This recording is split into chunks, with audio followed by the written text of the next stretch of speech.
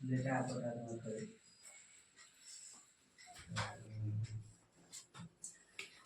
आज का हमारा टॉपिक क्या है? जैन धर्म। ठीक है, तो हम देखेंगे जैन धर्म की उत्पत्ति कब हुई थी। तो आप लोग को बताया था कि जो जैन धर्म और बौद्ध धर्म लगभग दोनों क्या था, समकालीन था। जैन धर्म और बौद्ध धर्म दोनों क्या था, समकालीन था। यानी जैन धर्म की उत्पत्ति भी कब हुई थी? तो ये कब हुई थी? 6ठी शताब्दी ईसा पूर्व में हुआ था, है ना। तो बौद्ध धर्म की उत्पत्ति के बारे में अगर कहा जाए कि ये कब हुआ था, तो इसके बारे में कोई विशेष ज्ञान नहीं है। लेकिन ये माना जाता है कि जैन ग्रंथों के अनुसार जैन धर्म में कुल 24 तीर्थकर हुए। आप प्रथम तीर्थकर कौन थे? प्रथम तीर्थकर कौन थे?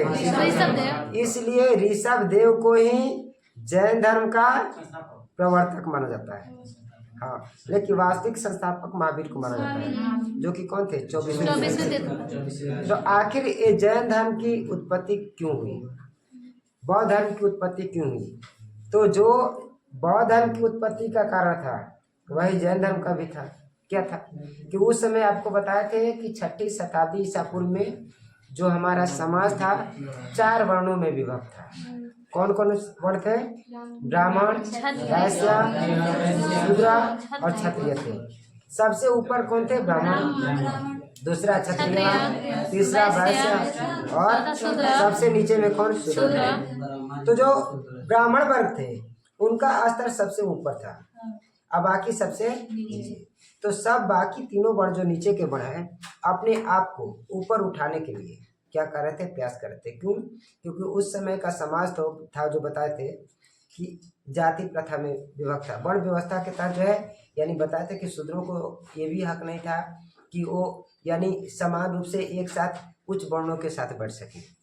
सामाजिक यानी जातिगत विषमता बहुत अधिक थी, जाति प्रथा था। तो हम क्या बताते हैं कि उस समय जो यानी छुआछूत, जातीय विषमता, भेदभाव, ठीक है, या जो स्त्रियां थी उसको भी समाज में पुरुषों के बराबर सम्मान नहीं था, है ना। तो ये लोग क्या कर रहे थे कि कोई ऐसा उपाय ढूंढ रहे थे कि उनको भी समाज में सम्मान मिले, उनको भी बराबरी का हक मिले। और इसी के परिप्रेक्ष्य में यानी जो ब्राह्मण वर्ण के नीचे लोग थे वो क्या कर रहे थे कि कोई ना कोई उपाय ढूंढ रहे थे। तो उनको एक क्या मिला सबसे यानी आसान? तो ये मिला कौन? बौद्ध धर्म और जैन धर्म, है ना। क्योंकि ये जैन धर्म और बौद्ध धर्म किस पर आधारित था? तो बताए थे कि ये समानता के सिद्धांत पर, ठीक है, अहिंसा पर आधारित था, सत्य पर आधारित था, परोपकार पर आधारित था, है ना। तो इसके कारण जो है ये जो धर्म जो है ये सबको पसंद आया। तो इसमें सभी आप देखेंगे कि जैन धर्म और बौद्ध धर्म दोनों के जो संस्थापक थे क्षत्रिय ही थे, है ना। और क्षत्रिय थे और उस धर्म में सब लोग के लिए जाने के लिए क्या था? छूट था। सबको क्या था? छूट था। आइए, इतना उदार धर्म था बौद्ध धर्म कि इसमें तो सब लोग गए। जैन धर्म में इसलिए नहीं गए क्योंकि ये थोड़ा कठोर था। इसमें जो जैन धर्म के जो अनुपालन थे, सिद्धांत थे, नियम कानून, वो थोड़ा कठोर थे। इसलिए यही कारण था कि जैन धर्म ज़्यादा फेमस नहीं हो पाया, है ना। ये सिर्फ भारत में ही सिमट के रह गया, जबकि बौद्ध धर्म का अंतर्राष्ट्रीय प्रसार हुआ। वह कल बताए थे पूरे चाइना, तिब्बत, दक्षिण कोरिया, जापान, म्यांमार, जावा द्वीप, श्रीलंका, ये सब चारों तरफ फैला। और कारण था कि मध्यम मार्ग अपनाया, मतलब कि इसके नियम ना अधिक कठोर थे ना अधिक लचीला थे। तो ये जैन धर्म का जो संस्थापक अगर प्रवर्तक कौन माना जाएगा? ऋषभ देव, ठीक है। इसके अलावा जैन ग्रंथों के अनुसार बताया गया है कि इस जो है जैन धर्म में कुल कितने तीर्थकर हुए? 24। और 23वें तीर्थकर कौन थे? पार्श्वनाथ थे, है ना। पार्श्वनाथ थे। और ये पार्श्वनाथ कहाँ के रहने वाले थे? काशी के, ठीक है। काशी के एक शासक थे, राजा थे, ठीक है, अश्वसेन, उन्हीं के पुत्र थे। और वो किस वंश से थे? क्षत्रिय वंश, है ना। तो उन्हीं के पुत्र थे और उन्होंने भी लगभग यानी कब? 30 वर्ष की अवस्था में। गौतम बुद्ध कितने वर्ष की अवस्था में? और यानी महावीर जो है 30 वर्ष के, महावीर कर रहे हैं वो तो महावीर नहीं, हम पार्श्वनाथ की बात बता रहे हैं। तो पार्श्वनाथ जो है अपने बड़े भाई नंदी वर्धन से अनुमति लेकर के उन्होंने क्या किया था कि गृह त्याग दिया, ठीक है। और गृह त्यागने के बाद उन्होंने चले गए क्या, यानी ज्ञान की प्राप्ति के लिए। और वो जाकर के कहाँ पर, समेध शिखर, समेध शिखर पर जाकर के उनको यानी कठोर तपस्या के बाद उनको, किनको, पार्श्वनाथ को ज्ञान की प्राप्ति हुई थी। इसके बाद पार्श्वनाथ के बाद कौन आए, 24वें तीर्थंकर महावीर। तो महावीर का तो जन्म कब हुआ था, यानी कब हुआ था, 540। तो चलिए हम सबसे शुरू से चलते हैं। जैन धर्म में यानी हम शुरू कर रहे हैं कि इसका उद्भव क्यों, ठीक है, उद्भव, इसका उद्भव क्यों हुआ। तो जाति प्रथा, जाति प्रथा, छुआछूत, सामाजिक विषमता, सामाजिक विषमता, मतलब कि इसका उद्भव का कारण क्या था, जाति प्रथा, छुआछूत, सामाजिक विषमता के कारण इसका उद्भव हुआ।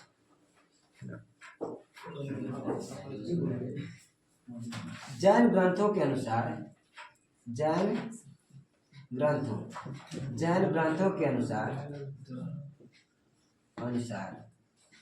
ठीक है, जैन ग्रंथों के अनुसार कुल 24 तीर्थकर हुए, 24 तीर्थकर, कुल 24 तीर्थकर हुए। प्रथम तीर्थकर कौन थे, प्रथम तीर्थकर ऋषभदेव, ठीक है, ऋषभदेव, याद रखना है, इनको आदिनाथ के भी नाम से जानते हैं, आदिनाथ, संस्थापक एक है सर, प्रवर्तक, ठीक है, माना जाता है क्योंकि सबसे पहला तीर्थकर यही थे। परीक्षा में क्या पूछा है कि ऋग्वेद में किन 2 जैन तीर्थकरों का उल्लेख है, तो एक ये ऋषभदेव है और एक है अरिष्टनेमि, है ना।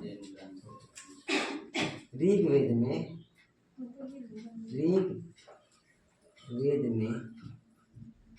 ठीक है, जैन तीर्थकर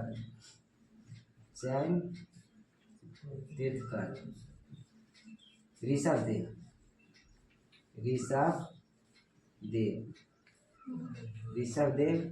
एवं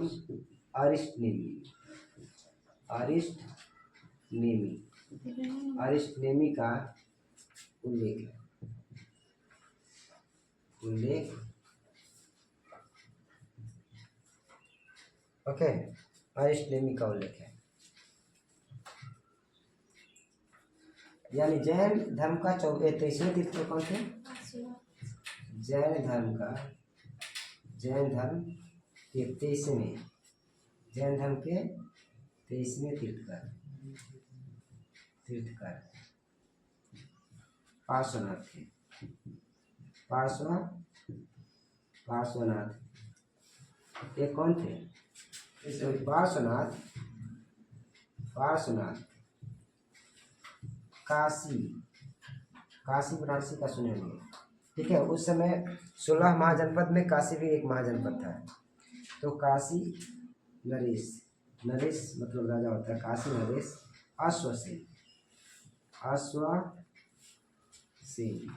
अश्वसेन का पुत्र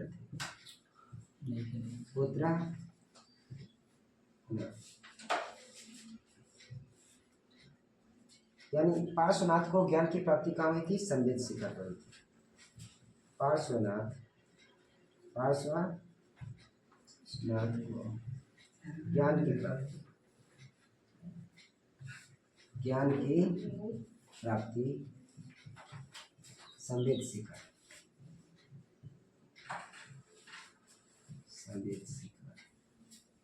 पर्वत पर हुई थी।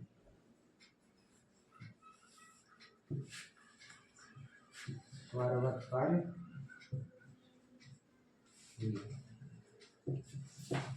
ओके, लिख लीजिए इसको। आगे देखिए।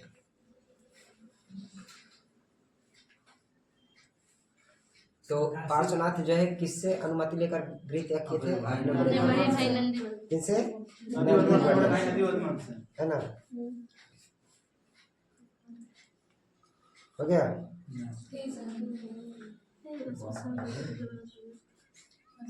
यहाँ तक दिखाई दे रहा है?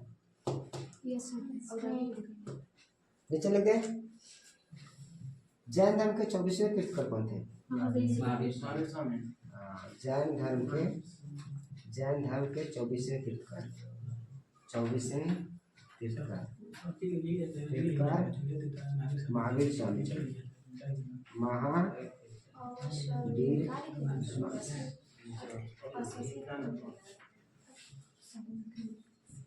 महावीर स्वामी थे, महावीर स्वामी थे। ओके, महावीर स्वामी थे। तो हम लोग क्या देखें कि अंत में क्या लिखा है यहाँ? तो जैन धर्म के 24वें तीर्थंकर कौन थे? महावीर थे। और ये जैन धर्म के वास्तविक संस्थापक माने जाते हैं। यानी इनसे पहले इस धर्म को कोई पहचान नहीं थी। जैन धर्म को कब पहचान मिली? महावीर स्वामी के बाद। तो महावीर स्वामी को महावीर स्वामी को जैन धर्म का वास्तविक संस्थापक माना जाता है। जैन धर्म का वास्तविक संस्थापक, वास्तविक, ठीक है, वास्तविक संस्थापक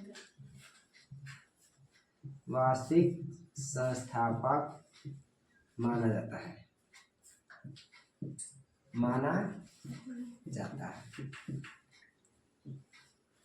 ओके। महावीर का जन्म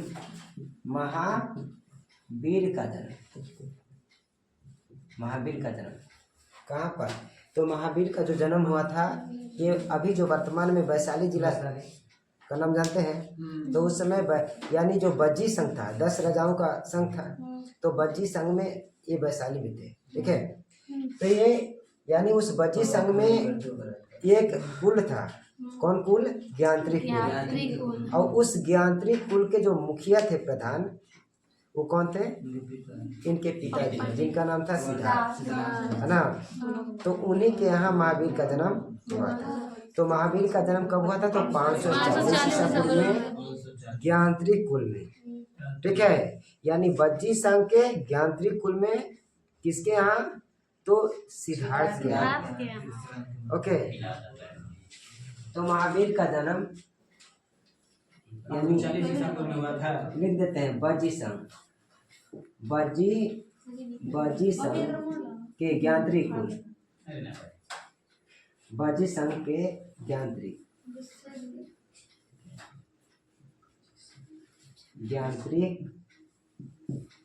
ज्ञानत्रिक कुल के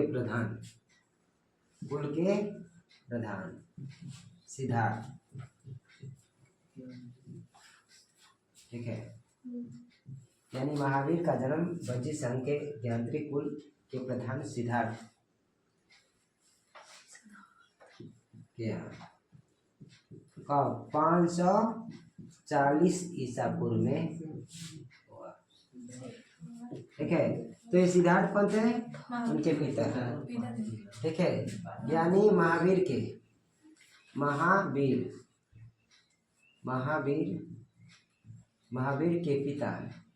पिता कौन थे? पिता सिद्धार्थ, ओके। माता कौन थी? त्रिशला, ये सबको मालूम था, त्रिशला। ये कौन थी त्रिशला? तो उसी बज्जी संघ में, ठीक है, एक लिच्छवी कुल था, ठीक है। लिच्छवी, उसके जो राजा थे चेटक, उस चेटक की बहन जो इनकी माता थी, और चेटक की पुत्री का शादी किसे हुआ था? बिंबिसार से, बताते हैं, बिंबिसार से। तो ये त्रिशला कौन थी? तो लिच्छवी, ठीक है। लिच्छवी संघ के जो राजा थे चेटक, उनकी ये बहन थी। इनकी पत्नी कौन थी? पत्नी का नाम था यशोदा। है ना? यशोदा में बहुत कंफ्यूजन होता है, तो याद रखना है कि गौतम बुद्ध बड़े थे तो यशोदा में 4 शब्द है ना? तो बड़ा यशोदा गौतम बुद्ध, और यशोदा जो छोटा वाला है महावीर। सबसे अधिक फेमस कौन है? बौद्ध धर्म। तो बौद्ध धर्म के संस्थापक कौन थे? गौतम बुद्ध। तो उनकी पत्नी का नाम यशोदा। ठीक है, हाँ, इनका यशोदा। इनके अलावा इनकी एक पुत्री भी थी,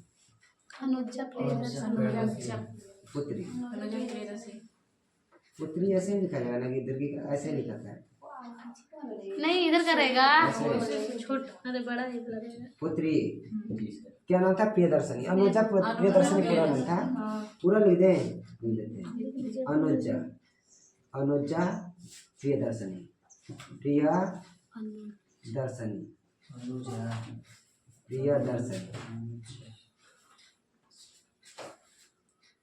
प्रियदर्शनी। और इनका जो शादी हुआ था अनुजा प्रियदर्शनी का, ठीक है, यानी महावीर के जो यानी दामाद थे जमाली की जमाली नहीं जमाली है, हैं? जमाली हो जामिल गलती दिले ऊपर में। मतलब कि ये इनका फैमिली बैकग्राउंड है। और इनका जो पहला शिष्य थे यही थे, ठीक है, यानी महावीर का जो थे, यानी ये प्रथम शिष्य थे। जमाली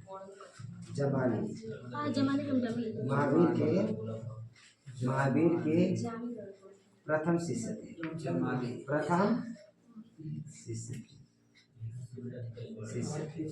और इनकी शिष्या कौन थी? कौन थी इनकी शिष्या?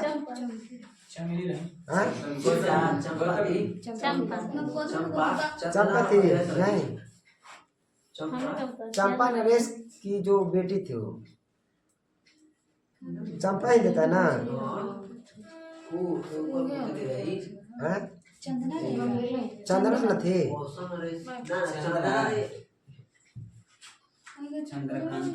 तो यानी देख लेंगे इसको। तो हालांकि वो जो इनकी प्रथम शिष्या थी वो चंपा, यानी मगध के पूरब में कौन सा साम्राज्य था? जो महाजनपद है, चंपा ही था। हाँ, तो चंपा के शासक थे जिनका नाम था दधिवाहन। दधिवाहन के बारे में बता दिए हैं। तो दधिवाहन की पुत्री चंपा ही दिया है, चंपा थी। तो लिख लीजिए प्रथम शिष्या कौन थी? प्रथम शिष्या वही तो हुई।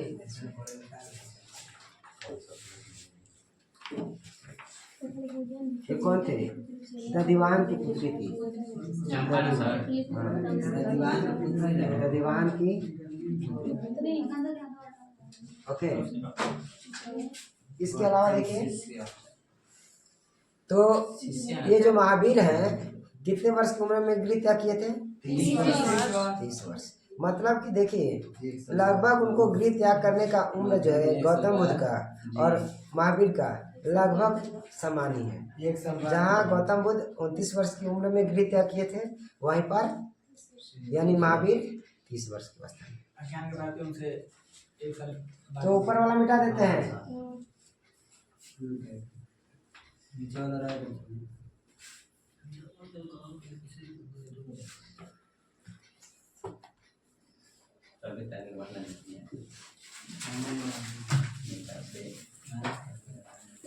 आपको कुछ नहीं बनाता, आपको कुछ नहीं। तो संक्षेप में लिख रहे हैं गृह त्याग कब किए थे? तो गृह त्याग 30 वर्ष की उम्र में, 30 वर्ष की उम्र में हुआ था, है ना। और ज्ञान की प्राप्ति कब हुआ था? 12 वर्ष की कठोर तपस्या के बाद 42 वर्ष की उम्र में होता है। ओके, 12 वर्ष की कठोर, लिख देते हैं कि 42 वर्ष की उम्र में, 42 वर्ष की उम्र में 12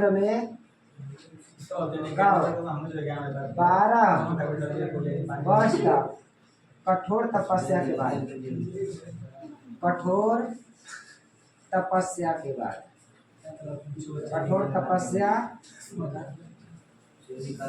के बाद है ना, तपस्या के। तो ये महावीर जो है याद रखना है कि यानी जैन धर्म में जब ज्ञान की प्राप्ति हो जाती है तो उसको क्या कहते हैं? कैवल्य कहते हैं। जैन धर्म में क्या कहते हैं? हाँ, बौद्ध धर्म में निर्वाण बताते हैं या मोक्ष, है ना, मोक्ष।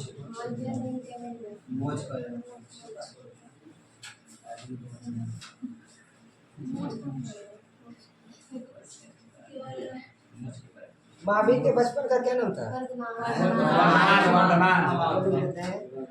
ठीक है। महावीर कब काल है? जब उन्होंने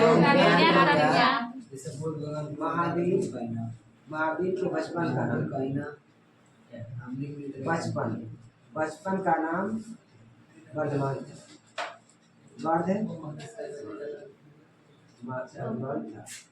ज्ञान प्राप्ति के बाद महावीर काल है। ज्ञान प्राप्ति के बाद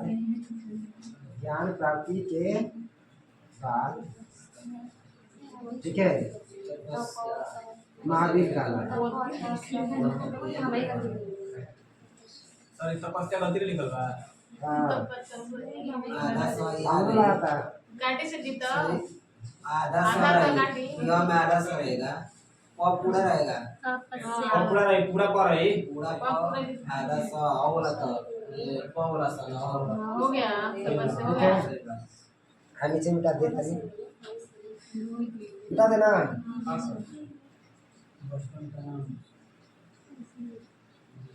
यानी ज्ञान प्राप्ति के बाद क्या काल है? महावीर काल है।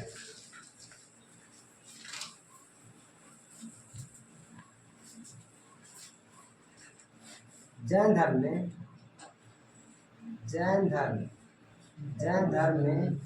ज्ञान प्राप्ति को क्या कहा जाता है?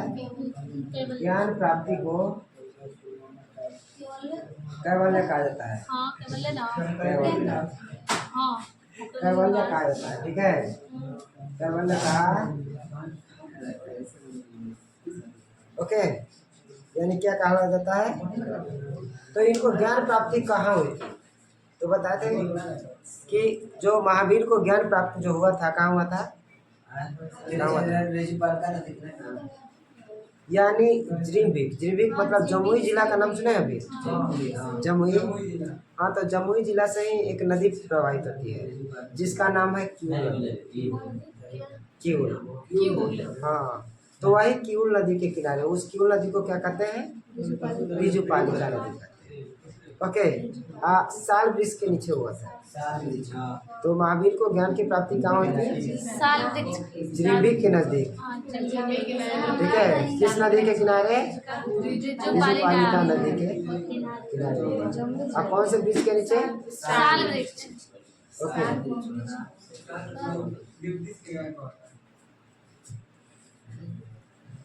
यानी महावीर को ज्ञान की प्राप्ति,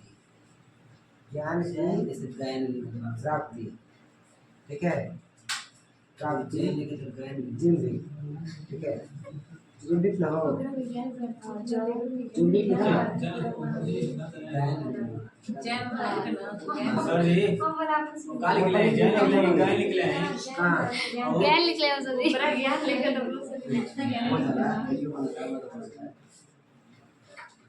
यानी जमुई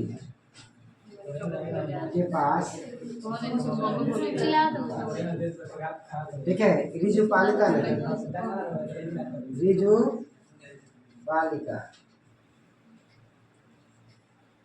रिजुपालिका में कौन नदी है? किऊल।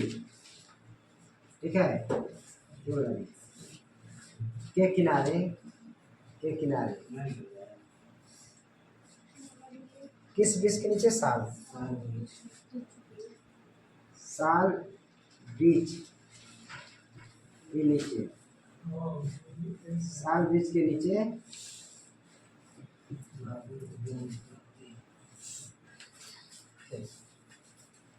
तो यानी इनका जो ज्ञान की प्राप्ति कहाँ हुआ था? जिब्रिल के पास हुआ था, या जुम्बिक भी कहीं कहीं लिखा जाता है उसको। इसके अलावा इनका देहांत कब हुआ था इनको, यानी 400 साल में, यानी इनका जो है मतलब कि कब इनका देहांत हुआ था? तो इनकी मृत्यु हुई थी कहाँ? पावापुरी में। 460 पावापुरी कहाँ है? राजगीर में। राजगीर में का 63 में 463 में महावीर की महावीर की मृत्यु कब, यानी कब होता है? 468 BC। कब होता है? 468 BC। कहाँ? पावापुरी। पावापुरी कहाँ? राजगीर। कितने वर्ष की उम्र में? 72 वर्ष। यानी 42 वर्ष की उम्र में ज्ञान की प्राप्ति होता है और 72 वर्ष की उम्र में इनकी मृत्यु थी। और गौतम बुद्ध को कितने वर्ष की उम्र में ज्ञान? 80 वर्ष। 72 वर्ष की 72 वर्ष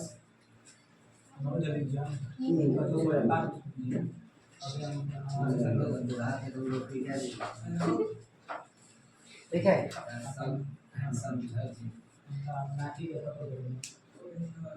ऊपर वाला मिटा दे।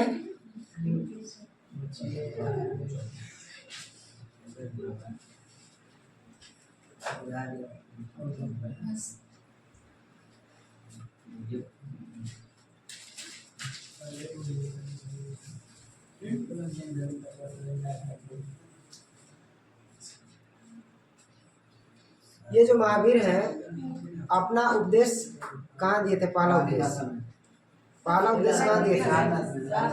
राजगीर में। और राजगीर में कहाँ दिए थे?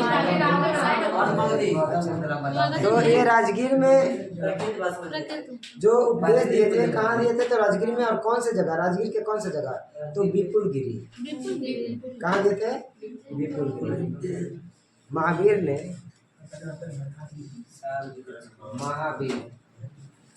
महावीर ने अपना प्रथम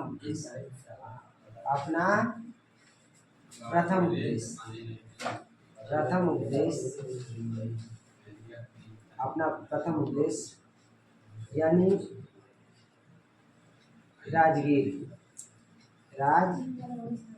राजगीर की कहाँ? विपुलगिरी। ठीक है।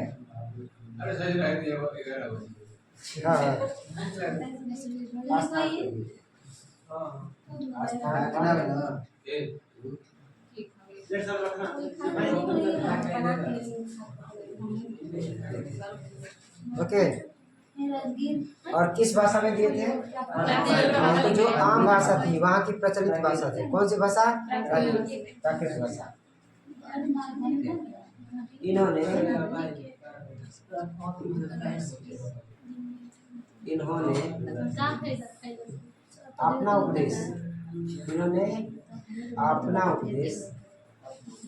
अपना उपदेश प्राकृत भाषा में दिया।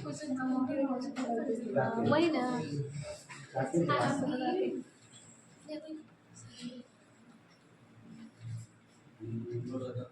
ओके, याद रखना है कि बौद्ध धर्म में गौतम बुद्ध ने प्रचार प्रसार के लिए कौन सा माध्यम अपनाया? भाषा कौन सा भाषा? कौन? पाली भाषा। लेकिन इन्होंने कौन सा भाषा अपनाया? या इसको अर्धमागधी भी कहते हैं। लेकिन याद रखिए कि बाद में चल करके यानी जो ग्रंथ लिखे गए वो संस्कृत में भी लिखे गए। जैसे भद्रबाहु द्वारा जो लिखित ग्रंथ है कल्पसूत्र, वो संस्कृत में ही लिखा गया है। तो बाद में यानी इस धर्म में जो है संस्कृत भाषा को भी स्वीकार कर लिया गया था। तो रहने दे, आज रहने देना।